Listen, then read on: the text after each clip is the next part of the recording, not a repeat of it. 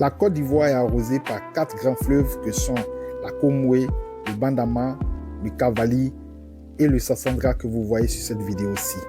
En dehors des 4 grandes lagunes que sont la lagune du Grand Laou, la lagune du Fresco, la lagune Abi à Boissou et la lagune Ibria à Abidjan, sur lesquelles naviguent de grandes pirogues ou pinasses, les fleuves ivoiriens ne servent aucunement à une navigation professionnelle comme on le voit avec ces bateaux sur le Rhin en Allemagne, plus précisément à Düsseldorf. En effet, le Rhin est un fleuve d'Europe centrale et de l'Ouest long de 1233 km. Ce fleuve prend sa source en Suisse et longe 6 pays d'Europe que sont la Suisse elle-même, le Liechtenstein, l'Autriche, l'Allemagne, les Pays-Bas et la France. C'est l'une des voies navigables les plus fréquentées du monde.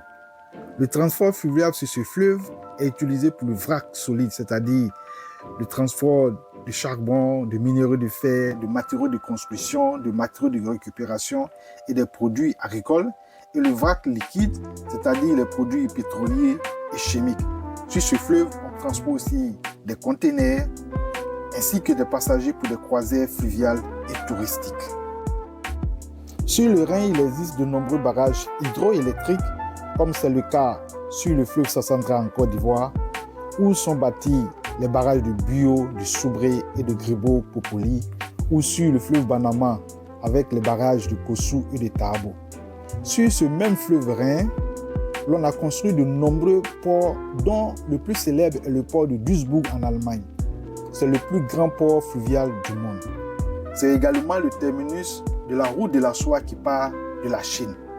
Ce qui veut dire que les conteneurs venus par train de la Chine sont déchargés au port de Duisbourg pour ensuite être dispatchés dans toute l'Europe en naviguant sur le Rhin. Je vous rappelle que nous sommes sur un fleuve comme le Bandama ou le Sassandra. Il y a donc des ports dans les villes européennes qui traversent le Rhin jusqu'à Mulhouse en France. On peut citer le port de Rotterdam, de Dordrecht, de Nijmegen aux Pays-Bas, les ports de Neuss, Düsseldorf, les ports de Cologne, le port de Mainz, de Mannheim, de Karlsruhe en Allemagne, le port de Strasbourg et de Mulhouse en France et le port de Bâle en Suisse. Le Rhin a été dragué, aménagé depuis des décennies pour que des bateaux puissent y naviguer. Comparativement aux pays européens traversés par le Rhin, la Côte d'Ivoire demeure un paradis car elle est traversée par 4 grands et longs fleuves de l'est à l'ouest, respectivement la Komwe, le Bandama, le Sassandra et le Cavali. Il est impératif pour la Côte d'Ivoire, un pays à potentialité agricole et industrielle énorme, de diversifier ses moyens de mobilité en rendant ces fleuves navigables pour le développement des villes et villages que traversent ceux-ci. La navigation fluviale se fait avec des bateaux conçus pour naviguer sur les fleuves et capables de passer sous des ponts, comme vous le constatez sur cette vidéo prise sous un pont à Auban à Düsseldorf en Allemagne. La Côte d'Ivoire n'a aucun argument pour éviter ce genre de travaux d'envergure. Imaginons-nous que si les colons n'avaient pas tracé l'unique chemin de fer Vétus de Côte d'Ivoire, est-ce qu'il aurait eu un chemin de fer dans ce pays? Il revient à l'État ivoirien d'engager des travaux d'envergure afin que ces fleuves aient une autre utilité en dehors de la production d'électricité. La Komwe, long de 1160 km, qui prend sa source au Burkina Faso et se jette dans la mer à Grand Bassam, longe toutes les régions du Gontougou, du Duablin, de l'Indénié et de la Mé.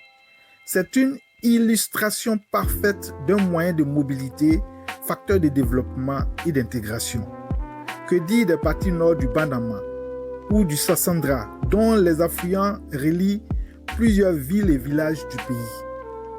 La navigation sur la lagune de Brié, notamment à Abidjan, depuis des décennies avec les bateaux bus de la Soutra, montre bien qu'il est possible de reproduire cette expérience non seulement sur les fleuves, mais également sur les autres lagunes, précisément à Grand Laou, à Fresco et à Boissou. Vous êtes sur Urbuni, votre canal YouTube exclusivement tourné vers la Côte d'Ivoire avec une petite ouverture sur l'Afrique et le monde.